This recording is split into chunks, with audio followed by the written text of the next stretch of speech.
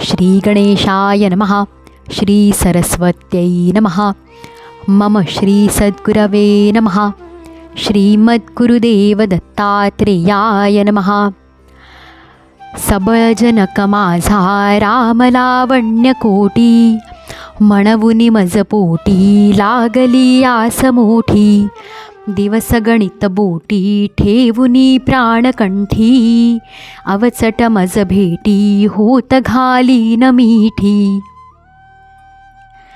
नमो भगवते वासुदेवाय.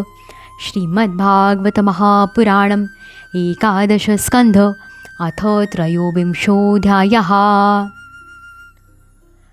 एका तितिक्षु ब्राह्मणाचा इतिहास. श्री शुक म्हणतात, ज्यांचे पराक्रम श्रवण करण्यायोग्य आहेत अशा यदुश्रेष्ठ मुकुंदांना परम भगवत भक्त उद्धवाने जेव्हा अशी प्रार्थना केली तेव्हा त्यांनी आपल्या सेवकाच्या प्रश्नाची प्रशंसा करून त्याला म्हटले.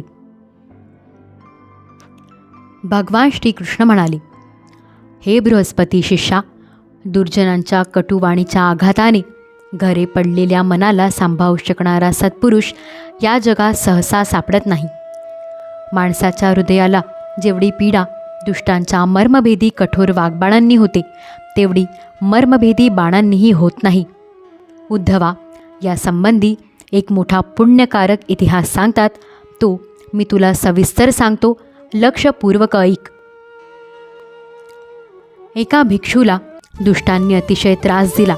त्यावेळी त्याने आपले धैर्य सोडले नाही आणि हे आपल्या पूर्वजन्मीच्या कर्मांचे फळ आहे असे समजून आपल्या मनातील भाव प्रगट केला होता.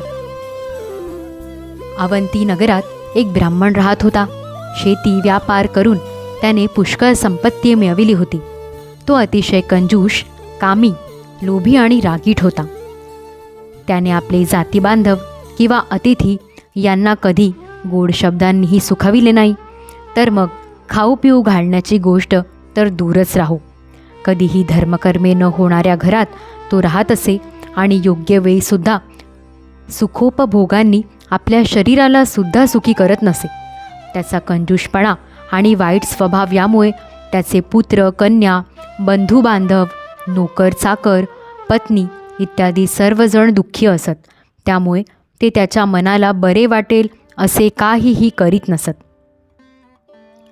इहलोक आणि परलोक अशा दोहोंनाही मुकलेल्या व यक्षासारखी धनाची केवळ राखण करणाऱ्या त्याच्यावर धर्मकर्मांच्या अभावी पंचमहायज्ञांच्या देवता रागावल्या. हे उदार उद्धवा, पंचमहायज्ञाच्या देवतांच्या कोपामुळे त्याचा पूर्वपुण्याचा आधार नाहीसा झाला आणि अतिशय उद्योग व परिश्रम करून मिळवलेले धनही नष्ट झाले. उद्धवा, त्या अधम ब्राह्मणाचे काही धन त्याच्या कुटुंबियांनी घेतले, काही चोरांनी चोरून नेले, काही दैवी कोपाने नष्ट झाले, काही काळाच्या प्रभावाने नाहीसे झाले, काही इतर माणसांनी घेतले आणि उरले सुरलेले धन राजाने काढून घेतले. अशा प्रकारे त्याची सर्व संपत्ती निघून गेली. त्याने धर्म जोडला नाही की सुखोपभोग घेतले नाहीत. इकडे त्याच्या सोयऱ्या धायऱ्यांनी सुद्धा त्याच्याकडे पाठ फिरविली. आता त्याला भयानक चिंतेने घेरले. धन नाहीसे झाल्यामुळे सतत त्याच काळजीने त्या बिचाऱ्याच्या मनात खेद उत्पन्न झाला. अश्रूमुळे त्याचा गळा दाटून येऊ लागला. परंतु यामुळेच त्याच्या मनात संसाराबद्दल उत्कट वैराग्य उत्पन्न झाले. आता तो ब्राह्मण मनात म्हणू लागला की, अरे अरे, मी आजपर्यंत स्वतःला व्यर्थच कष्ट दिले.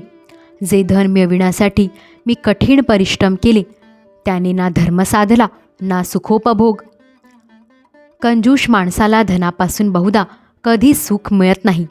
या लोकी तो धन मिळविणे आणि त्याच्या रक्षणाच्या चिंतेने कष्टी होतो आणि मेल्यानंतर धर्म न केल्या कारणाने नरकात जातो.